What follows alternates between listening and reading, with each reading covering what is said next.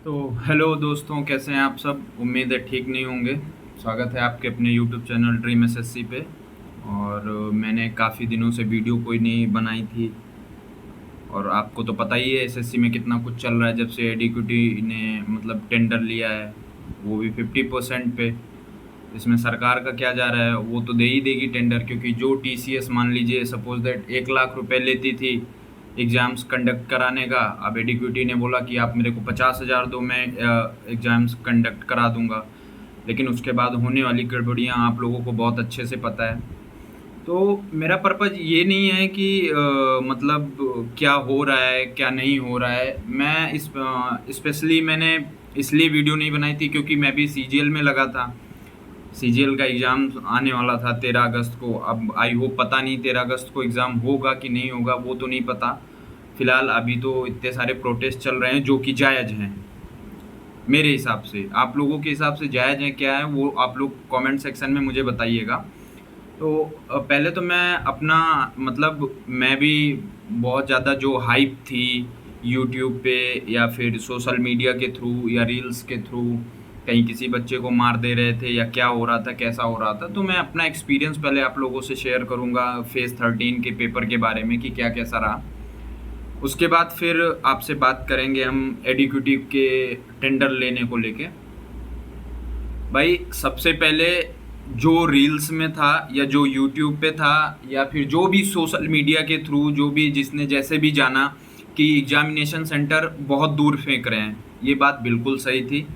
मैं 4-5 साल से तैयारी कर रहा हूँ और मुझे आज तक मतलब मैं हमेशा लखनऊ प्रेफरेंस देता था। मैं लखनऊ में ही रहता हूँ तो मैं हमेशा लखनऊ प्रेफरेंस देता था। 4-5 साल में टीसीएस ने जितने भी एग्ज़ाम्स एसएससी के कंडक्ट कराए थे उन सारे एग्जाम्स में मेरे सेंटर लखनऊ पे पड़े थे। मतलब लखनऊ का कोई भी सेंटर नहीं बचा था जहाँ मैंने एग्ज़ाम नहीं दिया होगा।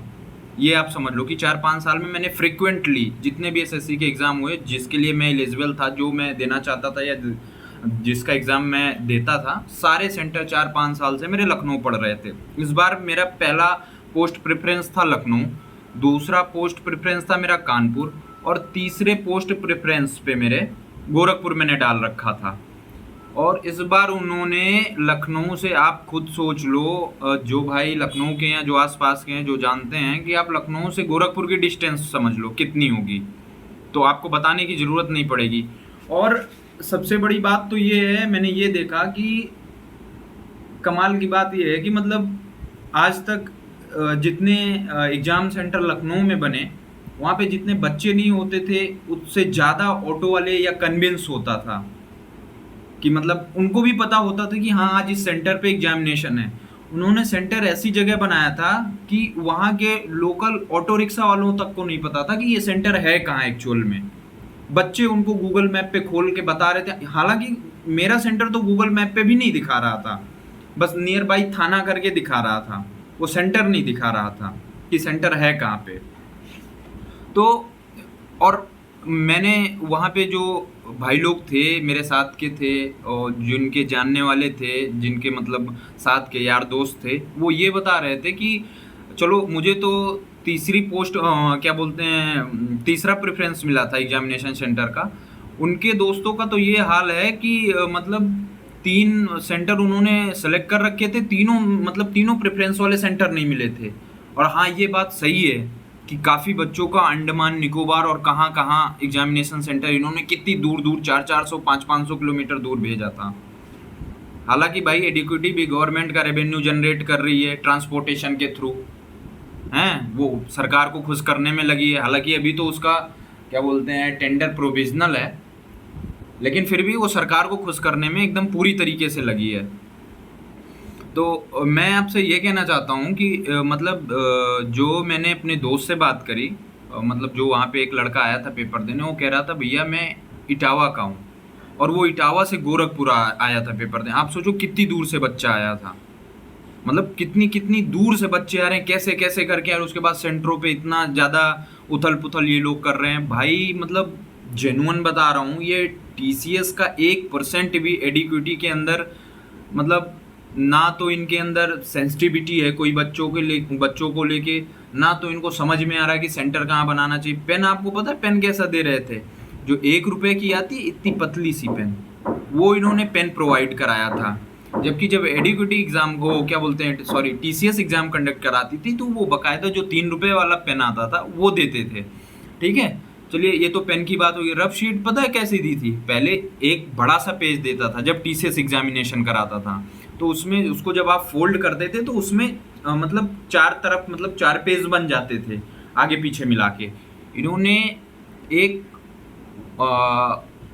वाटर मार्क या होलो मार्क या शेडो मार्क क्या कहते हैं उसको, जो एसएससी का मतलब अंदर लगा रहता है एकदम पेपर के अंदर, हल्का हल्का सा सिर्फ वो दिखता है, स्टाफ सिलेक्शन कमीशन, ऐसे करके मतलब इतनी ज़्यादा रिसाइकिल्ड पेपर का इन्होंने रफ शीट बनाई थी। वो भी 2 पेज, वो भी साइज में भी कम, इतने बड़े होंगे, इतने बड़े पेज, इतने बड़े होंगे बस पेज। पेज की कंडीशन एकदम ख़राब, पेन इनका बिल्कुल नहीं ठीक था। और तो और मैं आपको बताऊंगा कि मतलब क्या बोलते हैं, जिस सेंटर वालों को मतलब जहाँ इन्होंने सेंटर बनाया था मेरा, वहाँ एक मैरिज हॉल था। ठीक है, उसी मैरिज हॉल में बैग जमा हो रहे थे और इन्होंने क्या बोलते हैं, सेंटर वालों ने जो स्टाफ हायर किया था वो आपस में ही लड़े जा रहे थे। एग्जामिनेशन चल रहा था, मतलब एग्ज़ाम चल रहा है, उसी के मतलब एग्जामिनेशन टाइम के दौरान ये तेजी तेजी से मतलब बातें कर रहे थे पीछे से। मैंने इवन 3-4 बार उनसे कहा कि भैया प्लीज़ शांत हो जाइए, आप शांत करा लीजिए इन लोगों को कि एग्ज़ाम चल रहा है, बच्चे डिस्टर्ब होते हैं। 60 मिनट ही बचता है यार, 60 मिनट ही मिलता है यार एग्जामिनेशन का, पेपर का। 60 मिनट में कोई बच्चा ठीक से अगर पेपर देख रहा है और कर रहा है तो उसको टाइम का पता नहीं चलता। अब इनको वो चुप कराए या फिर अपना एग्ज़ाम अटेम्प्ट करे। हालांकि इन्होंने एक चीज़ अच्छी करी, जो लाइव कैमरा लगा दिया था, कैमरा वाला तो कोई इशू नहीं, बाकी इनका इंटरफेस भी ठीक है। लेकिन भाई मतलब एग्जामिनेशन में आप मेंस का सिलेबस, ठीक है आपको पेपर मॉडरेट करना है, आप पेपर मॉडरेट करो। मतलब मेंस के पैटर्न का आप इंट्रोड्यूस करा रहे हो प्री में, है आप बाइनरी नंबर पूछ रहे हो, कन्वर्जन पूछ रहे हो, बाइनरी देके ऑक्टल कन्वर्जन और ये क्या बोलते हैं हेक्साडेसिमल कन्वर्जन आप पूछ रहे हो, ये हमारे सिलेबस में ही नहीं है। रही बात इसकी कोऑर्डिनेट ज्योमेट्री की, ठीक है कोऑर्डिनेट ज्योमेट्री मेंस का यार सिलेबस है, आप कोऑर्डिनेट ज्योमेट्री डाल रहे हो उसमें। भाई रीजनिंग तो मतलब क्रिटिकल और इमोशनल, ऐसा ऐसा पता नहीं कैसी रीजनिंग पूछी थी। मतलब रीजनिंग का तो ये लेवल था, आप समझ लो। मैं सबसे पहले रीजनिंग की बात आपसे करता हूँ। एग्जामिनेशन का रीजनिंग का तो ये लेवल था कि मतलब जैसे रीजनिंग अगर आपको कोई सीरीज मिल रही है जैसे 10, 15, 20 डैश, क्या होगा आगे, मतलब 25। मतलब अगर कोई क्वेश्चन डाल रहे हैं तो इतना इजी डाल रहे हैं कि मतलब वो बच्चा खुद ही सेल्फ डाउट में चला जाए कि हाँ 25 ही हो सकता है या कुछ और होगा। मतलब मैंने भी बहुत सारे, मतलब इतने दिन से मैं प्रिपरेशन कर रहा हूँ, मैंने क्या बोलते हैं गगन सर के भी मॉक लगाए हैं, ओलिव बोर्ड का भी मॉक लगाया है, वो भी नए पैटर्न पे, पुराने पैटर्न पे नहीं। टेक्स्ट बुक का मैंने मॉक लगाया होगा 150-200 मॉक, टेक्स्ट बुक 300 भी लगा चुका हूँगा मैं। भाई मतलब रीजनिंग का कोई मतलब पता ही नहीं, बिल्कुल डिफरेंट। मतलब रीजनिंग में क्या ही पूछ रहे हैं, मतलब मैं क्या मतलब क्या ही कहूँ मैं कि मतलब रीजनिंग कैसी थी, मैं खुद नहीं आपको बता पा रहा हूँ। उसमें ऐसा क्रिटिकल और रीजनिंग और क्या बोलते हैं इमोशनल रीजनिंग, मतलब उसमें ऐसे स्टेटमेंट दे दे के क्वेश्चन बनाए थे ना। तो ब्लड रिलेशन का एक भी क्वेश्चन इन्होंने डाल रखा था ना, फिगर काउंटिंग का एक भी क्वेश्चन इन्होंने डाल रखा था। और उसमें क्या बोलते हैं वो कोडिंग डिकोडिंग का इन्होंने शायद 1 या 2 क्वेश्चन मेरे पेपर में, जो पर्सनली मैंने एनालाइज किया, जो मेरे पेपर में था, मैं अपना एक्सपीरियंस बता रहा हूँ, मुझे बाकियों का नहीं पता।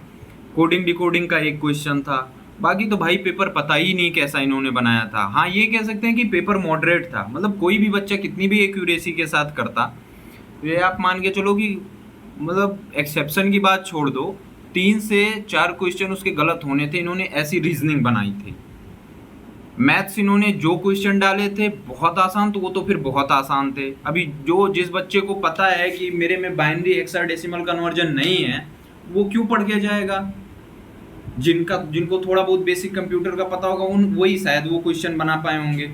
उसके बाद इन्होंने कोऑर्डिनेट ज्योमेट्री इंट्रोड्यूस कराई थी। मतलब ओवरऑल मैथ्स का ये लेवल था कि आप 3 से 4 क्वेश्चन आपको मस्ट था कि आप छोड़ते ही छोड़ते। अगर 3-4 क्वेश्चन नहीं छोड़ रहे हैं, आप उसको अटेम्प्ट करने में लगे, या तो आप पर टाइम ख़त्म हो जाता, मतलब आपको टाइम मतलब कम पड़ जाता, आप पूरा पेपर नहीं देख पाते, या फिर आप करते तो आपको माइनस मार्किंग होता, गलत हो जाता। हाँ, ये कह सकते हैं कि इन्होंने जो जीएस बनाई थी, मतलब भाई देखो, जीएस मेरा पर्सनल एक्सपीरियंस तो बहुत ख़राब रहा है, आप लोगों को भी पता है जीएस के बारे में, क्योंकि जीएस आपको पता ही, मेंस में मेरे 75 में 17 नंबर बने थे, तो मैं तो जीएस के बारे में ना बोलूँ ज़्यादा तो ठीक है। फिलहाल मेरे हिसाब से जो जीएस था वो हर बार के तुलना में जीएस थोड़ी सी आसान थी, शायद मैंने किया है लेकिन अभी पता नहीं सही है कि गलत है, अभी मैं श्योर नहीं हूँ। करंट अफेयर इन्होंने पूछा था 2022 का, यार 2022 का यार कोई करंट होता है? 2025 चल रहा, करंट अफेयर्स आप 2022 से पूछ रहे हो? या तो आप उसको जीएस में कंसीडर कर लो, क्या बोलते हैं, या फिर आप उसको स्टैटिक पोर्शन में डाल के रख लो। वो करंट अफेयर्स थोड़ी है, करंट अफेयर का मतलब वो जो करंट में चल रहा हो वो पूछो आप। 2022 का करंट अफेयर, चलो टीसीएस था तो तब भी वो 1 साल पहले का पूछता था, अब आप 3-3 साल पहले का करंट अफेयर पूछ रहे हो, मतलब बच्चों को इतना कुछ पढ़ना होता वो 3 साल पहले का करंट अफेयर पढ़ के जाएंगे। और रही बात इंग्लिश में, तो भाई इंग्लिश में अगर अभी आज तो आई थिंक 31 तारीख है, अभी कल भी पेपर है, और जिन बच्चों का पेपर कैंसिल हुआ है, जिन भाइयों का बहनों का जिन्होंने पेपर नहीं देखा है, जिनका पेपर रीस्केड्यूल हुआ है, जिन्होंने तो पेपर देख लिया है उसके बाद कैंसिल हो, उनकी बात नहीं कर रहा मैं, क्योंकि वो तो ऑलरेडी एक्सपीरियंस्ड हो चुके हैं, उनका पेपर फिर से रीस्केड्यूल होगा तो वो फिर से देंगे, तो उनको पता है कि लेवल क्या होगा, कैसा पेपर आएगा। मैं उनकी बात कर रहा हूँ जो जिनका पेपर मतलब अभी कल के डेट में है, तो या फिर रीस्केड्यूल होने वाला है, जिन्होंने मतलब नहीं देखा है। तो आप ये समझ लो, ये लगा के चलो कि आप अगर फेज़ 13 के आप अगर 85 to 90 अटेम्प्ट करते हो एक्यूरेसी के साथ, 2-4 क्वेश्चन तो सबके गलत होते हैं भाई, कितना भी एक्यूरेसी के साथ करें तो वो ठीक रहेगा। पेपर का लेवल मेरे हिसाब से तो ठीक है, बस हाँ इन्होंने कुछ चैप्टर्स जो मेंस के थे इन्होंने इंट्रोड्यूस कर दिए प्री में, ये थोड़ा सा इन्होंने गलत किया। और मतलब एग्जामिनेशन सेंटर पे जो बच्चों को मार पीट रहे हैं, और क्या बोलते हैं वो, ये जो अभद्रता कर रहे हैं, या फिर कहीं पे बच्चों को पेपर नहीं दिया देने जा रहा है, और क्या बोलते हैं कभी सिस्टम बंद हो जा रहा है, या फिर शोरगुल कर रहे हैं, ये थोड़ी सी गलत चीज़ें हैं, थोड़ी सी क्या बहुत सारी गलत चीज़ें हैं। उसी के रिगार्डिंग आज हमारे रेस्पेक्टेड टीचर्स ने, मतलब इवन मैं कह दूं कि ऑलमोस्ट सभी टीचरों ने, ऑलमोस्ट क्या यार, मतलब सभी टीचरों ने, कैरियर विल की पूरी टीम, अभिनय सर, बाकी गगन सर तो हैं ही, केडी कैंपस से नीतू मैम, और विक्रमजीत सर क्या बोलते हैं, और आदित्य रंजन सर, मतलब हर कोई प्रोटेस्ट में भाग ले रहा भाई। मतलब अगर आज आप लोग अपने लिए नहीं खड़े होगे तो कल को ये टीचर भी, हम मतलब ये हमारे जो हमारे हक की लड़ाई जो ये लड़ रहे हैं, कल को ये भी हमारे लिए नहीं खड़े होंगे। भाई आप ये सोचो मतलब क्या हो रहा है, शांतिपूर्ण ढंग से हमारे टीचर्स गए थे वहाँ पे ज्ञापन लेके, विज्ञप्ति लेके डीयूपीटी बात करने के लिए, जो कमियां हैं दूर करने के लिए, एडिक्यूटी को सुधार करने के लिए, या एडिक्यूटी का सेंटर हटा दें, मतलब क्या बोलते हैं टेंडर हटा दें, टीसीएस को टेंडर दे दे, उसके लिए इन्होंने ये लोग बात करने के, दिल्ली पुलिस ने इनको कॉलर घसीट घसीट के पकड़ा है, कॉलर से खींच खींच के पकड़ी। यार मतलब टीचर्स के साथ तुम ऐसा कर रहे हो, जो मतलब देश के युवा को बना रहे हैं, जो हमारे जनरेशन को सुधार रहे हैं, आप उनका तो कॉलर पकड़ के खींच रहे हो। पुलिस वालों ने क्या बोलते हैं हमारे टीचर्स का कॉलर पकड़ पकड़ के बैंस में भरे हैं उनको, और ये भी नहीं, उनको कंटिन्यूसली 4-5 घंटे नीतू मैम थे, राकेश सर थे, इन लोगों को घुमाया, किसी जगह पे रोका नहीं, पता नहीं चला किसी को ये कहाँ डिटेन करके ले जा रहे हैं। बाद में इनको शायद नजफगढ़ पुलिस थाने में ले जाके इन्होंने डिटेन किया है, बिठाया है, सबको अरेस्ट किया है। तो भाई मैं इतना ही कहूँगा कि अगर आप लोग प्रोटेस्ट में डायरेक्टली नहीं पहुँच सकते हो तो अपनी हक की लड़ाई के लिए, वो हमारे लिए ही लड़ रहे हैं, उसमें उनका कोई स्वार्थ नहीं है। आप बिल्कुल ये मत सोचिए कि हाँ कल को अगर हमारे लिए कुछ अच्छा होगा तो इनका कोर्स बिकेगा। भाई उनको कोर्स बेचना होगा तो उनको कोई फ़र्क नहीं पड़ता कि एडिक्यूटी बना रहा है एग्ज़ाम या फिर टीसीएस बना रहा है एग्ज़ाम, क्योंकि एडिक्यूटी एग्ज़ाम बनाएगा तो उनका तो फ़ायदा ही है, पेपर टफ बनाएगा, इतनी सारी गलतियाँ होंगी, टीचर बच्चे और ज़्यादा डिप्रेस्ड होंगे, जिनका लास्ट, सोचिए यार, मतलब जिनका लास्ट यार अटेम्प्ट है उनके साथ क्या एडुकेटी खिलवाड़ कर रहा है। आप पेपर नहीं करा रहे हो। अगर आपकी बस की बात नहीं थी तो आप कह देते आयोग से, एसएससी स्टाफ सिलेक्शन कमीशन से, आयोग से कह देते कि हाँ अभी आप कुछ दिन टीसीएस के साथ कंटिन्यू करिए, मुझे थोड़ा इंफ्रास्ट्रक्चर अपना बना लेने दीजिए, उसके बाद मैं टेंडर ले लूँगा। इतनी क्या जल्दी थी एसएससी को इनको टेंडर देने की। तो भाई इतनी सारी गलतियां हो गई। ओवरऑल मैं कंक्लूड करके यही कहना चाहूँगा कि जो मैंने फेज़ 13 एग्ज़ाम में फेस किया था वो मैंने आप लोगों के साथ शेयर कर दिया। भाई आप लोग डायरेक्टली नहीं जा सकते हो प्रोटेस्ट में तो कम से कम ट्विटर के थ्रू, या फिर क्या बोलते हैं, आप ट्विटर के थ्रू नहीं कर सकते तो social media, WhatsApp, Instagram, Facebook के थ्रू आप अपनी चीज़ें लोगों तक पहुंचाओ, और मतलब और भाइयों में भेजो, उनको भी पता चले, वो भी मतलब डायरेक्टली इनडायरेक्टली जो वहाँ है वो तो डायरेक्टली इनडायरेक्टली आप जिस तरीके से प्रोटेस्ट में साथ दे सकते हैं आप लोग भाई दीजिए। आप लोगों से हाथ जोड़ के निवेदन है, हमारे आपके भविष्य के लिए हमारे टीचर्स इतना संघर्ष कर रहे हैं, इनको डिटेन कर रहे हैं, ये लोग बहुत गलत कर रहे हैं। और बस ट्विटर कैंपेन के थ्रू, इंस्टाग्राम, फेसबुक, व्हाट्सएप के थ्रू जैसे भी हेल्प हो सके हमारे टीचर्स की वैसे आप लोग करिए। बाकी जो लोग नियरेस्ट हैं वो बिल्कुल जाएं प्रोटेस्ट में, क्योंकि ये हमारे आपकी लड़ाई है, टीचर्स की लड़ाई नहीं है। वो हमारे आपके लिए हमसे आपसे आगे खड़े हैं, चाहे वो हमारे नवीन सर हों, चाहे राकेश सर हों, गगन प्रताप सर हों, विक्रमजीत सर हो, आदित्य रंजन सर हों, अभिनय सर हो, हिमांशी मैम हो, गोपाल वर्मा सर हो, मतलब XYZ हर कोई, मतलब हर कोई टीचर हमारे आपके साथ खड़ा है। किसके लिए? हमारे आपके लिए। तो आप लोगों से फिर से मैं हाथ जोड़ के रिक्वेस्ट करता हूँ, भाई प्लीज़ मदद करिए हमारे टीचर्स की कैंपेन को सफल बनाने में। जो हमारी मांगे हैं, हमारे टीचर्स का जो मुद्दा है वो एटलीस्ट आयोग को सुनना चाहिए और उस पर कार्रवाई बिल्कुल करनी चाहिए, उनको कोई एक्शन लेना चाहिए। और मैं तो कह रहा हूँ बिल्कुल आप #बॉयकॉट एडिक्विटी कर दीजिए।